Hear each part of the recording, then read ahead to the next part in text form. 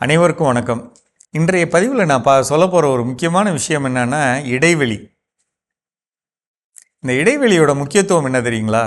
இந்த புறக்கடையில் வீட்டுக்கு பின்னாடி இருக்கக்கூடிய இடத்துல நம்ம ஒரு செடி வைக்கும்போது என்ன பண்ணுறோன்னா, எடுத்த உடனே ஒரு தென்னை மரத்தை வச்சு விட்றோம். தென்னங்கன்று வைக்கிறப்ப என்ன எவ்வளோ பெருசு இருக்கும்? இந்த ஒரு முழ நீளம் இருக்கும், ரைட்டுங்களா? மற்றபடி சின்ன இந்த மாங்கன்று, நெல்லிக்கன்று, கொய்யாக்கன்று எவ்வளோ உயரம் இருக்கும்? இந்த எவ்வளோ உயரம் இருக்கும்.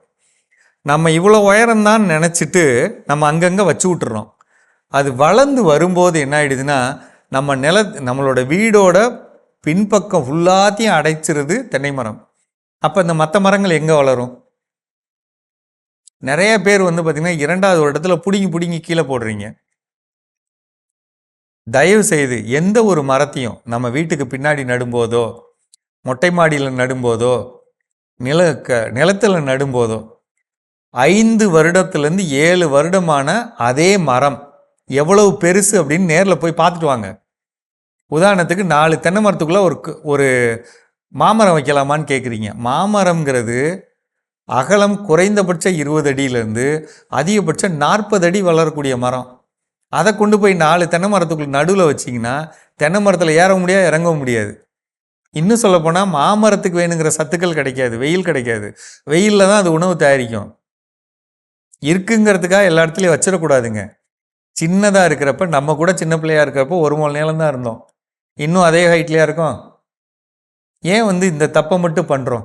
எல்லா பக்கமும் சொல்கிறதெல்லாம் பார்த்தீங்கன்னா, சார் ஒரே இடத்துல சின்னதுலேயே நட்டு விட்டேன், பெருசாகிடுச்சு, ஒன்றுக்குள்ளே ஒன்று இடிச்சிட்டு இருக்கு, உள்ளேயே போக முடியல.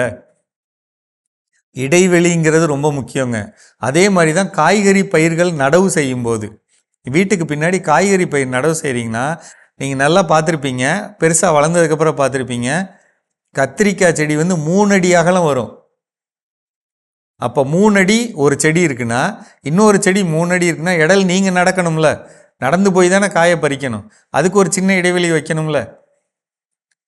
இருக்குங்கிறதுக்காக நெருக்கக்கூடாது, வளர்ச்சி போயிடும். அதோட கிளை ஒரு கிளை இன்னொரு கிளைக்குள்ளே நுழைஞ்சிச்சுன்னா அது வளராது. பஸ்ஸில் உட்காரப்ப நம்ம தனியாக உட்காரப்ப நிம்மதியாக உட்காந்துருக்கோம்.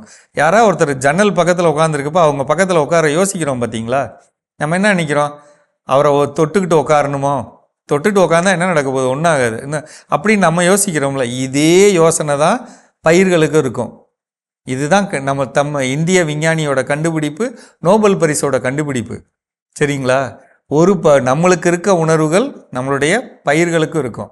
ஒரு செடியோட இலையோட கிளையோட இன்னொரு செடியோட கிளை ஒட்டுச்சுன்னா பூக்காது, காய்க்காது.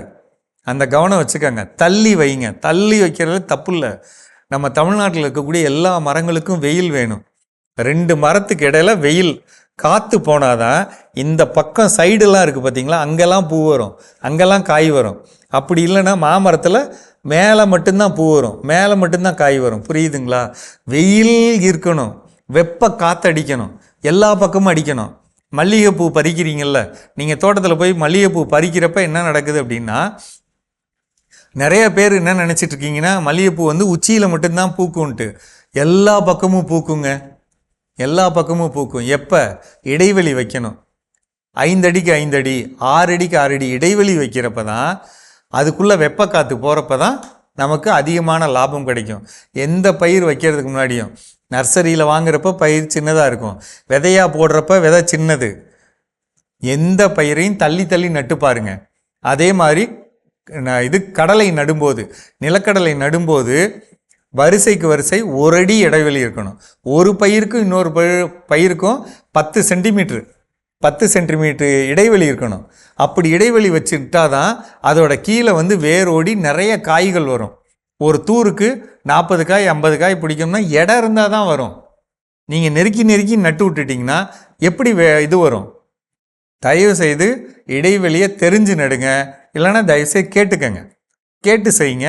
நான் கண்டிப்பாக சொல்கிறேன், எந்த பயிருக்கு எப்போ கேட்டாலும் நான் சொல்கிறேன். ஆனால் அந்தந்த பயிருக்கான இடைவெளியை திட்டமிட்டு தான் நடணும். இருக்குங்கிறதுக்காக, சின்னதாக இருக்குது அப்படிங்கிறதுக்காக நட்டுறக்கூடாதுங்க. உங்களுக்கு விளைச்சல் குறைஞ்சி போயிடும். மலைப்பகுதிகளிலே பார்த்தீங்கன்னா கேரட்டு, முள்ளங்கி, உருளைக்கிழங்கு சைஸு சின்னதாகிறதும் எடை குறையிறதுக்கு காரணமே இந்த நெருக்கமாகிறது தான். சரியான இடைவெளி இருந்தால் கண்டிப்பான வெற்றி கிடைக்கும். அதிக மகசூல் கிடைக்கும். சொல்கிறத அந்த பயிர் கேட்கும். சரிங்களா? பார்த்துக்கங்க. மீண்டும் சந்திப்போம்.